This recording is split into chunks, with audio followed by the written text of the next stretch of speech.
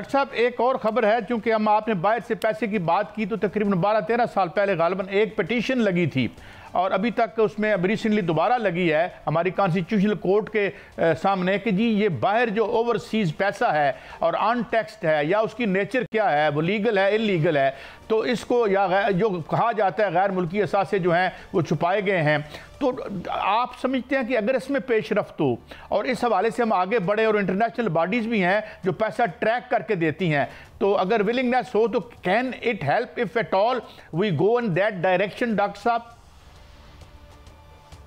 دیکھیے، ہمارے قانون کے تحت جو لوگ پاکستان میں رہتے ہیں مگر ان کے پیسے اگر کوئی باہر انویسٹڈ ہیں تو ان پہ جو ٹیکس کی لائبلٹی ہے وہ پوری پاکستان میں دینی ہوتی ہے. یہ ہمارا لا ہے. Residents in Pakistan with investments out side Pakistan. آپ کو میں صرف ایک اعداد شمار پیش کر دوں کہ ماشاءاللہ دبئی میں پچھلے 3-4 سال میں پاکستانیوں نے 17 ارب ڈالر انویسٹ کیا ہے پراپرٹی میں. اس میں سے ایک بہت بڑا حصہ ان لوگوں کا ہے جو پاکستان میں رہتے ہیں. وہ انویسٹمنٹ کے طور پر انہوں نے شاید پیسہ لگایا ہے. دبئی میں مارکیٹ بوم کر رہا ہے.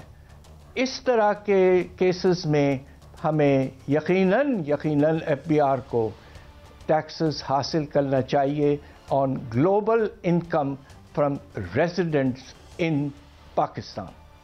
لیکن ڈاکٹر صاحب آپ نے ایک ہیون کی بات کی ہے، fatal we can call it a safe haven. یہ فرمائیے کہ سوئٹزرلینڈ ہے، لنڈن کو تو کہتے ہیں دارالخلافہ ہے کالے پیسے کا، چاہے وہ رشینز کا ہو پاکستانیوں کا ہو. تو if we proceed تو what is your rough estimate کہ وہاں کتنا پیسہ پاکستانیوں کا ہوگا جو پاکستانی ریزیڈنٹ ہیں؟ Is there any analysis or study on that doctor صاحب؟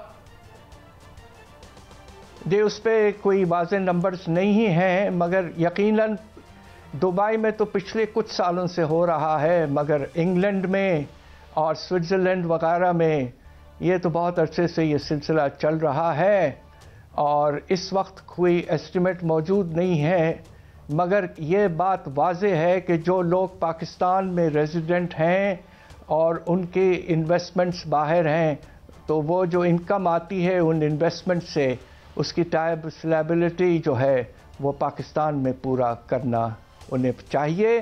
اور ہماری کوشش اب یہ ہونی چاہیے کہ یہ نظام کو ہم پھیلائیں اور ملک کے جو سب سے بڑے اشرفیہ ہیں ان سے کچھ ریونیو حاصل کرنے کی کوشش ضرور. اچھا ڈاکٹر صاحب، پیپلز پارٹی کے دور میں ایک مجھے نام بھلا تھا یاد آ جائے گا کہ انہوں نے ایک سٹیٹمنٹ دی تھی اسٹیٹ بینک کے گورنر نے، اس زمانے کی بات کروں جب پیپلز پارٹی کا دور تھا غالباً 2008 میں. انہوں نے کہا تھا جی کہ جو daily I don't know it is exaggerated اور ناٹ، آپ بتائیں گے کہ $25 ملین پاکستان کے ایئرپورٹوں سے باہر جاتے ہیں. یہ سٹنگ اسٹیٹ بینک جو اس وقت کے تھے، یہ ان کی سٹیٹمنٹ تھی.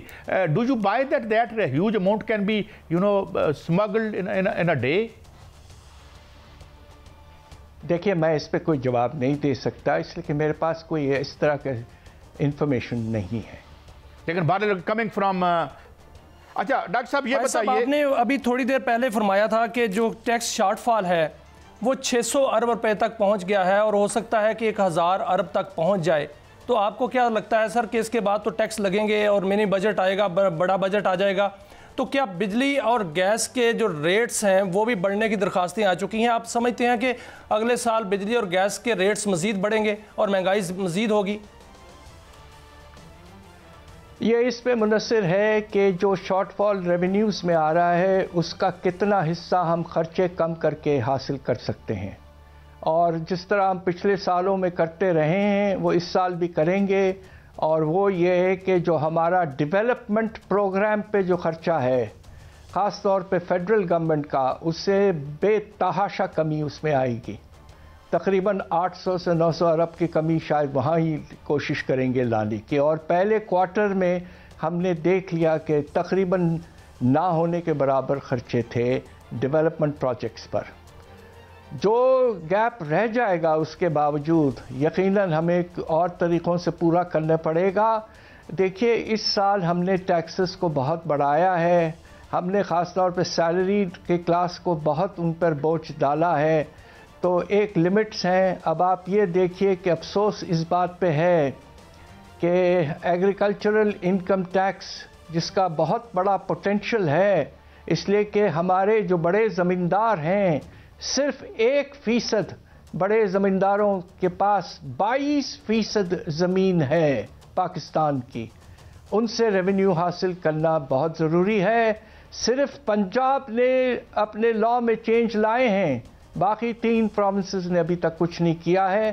اور یہ IMF کا بہت بڑا کنڈیشنالٹی ہے، اور یہ جنوری 1 تک کلیکشن کرنا بہت ضروری ہے. اور اگر پورے طور پر ہم کلیکشن کریں اور ٹیکس ریٹس وہی ہوں جو نان ایگریکلچرل انکم پہ لگتے ہیں، تو آپ کو سن کے یہ احساس ہوگا کہ تقریباً 800 ارب تک ہم اٹھا سکتے ہیں، اور اس سے گیپ سارے پورے ختم ہو سکتے ہیں.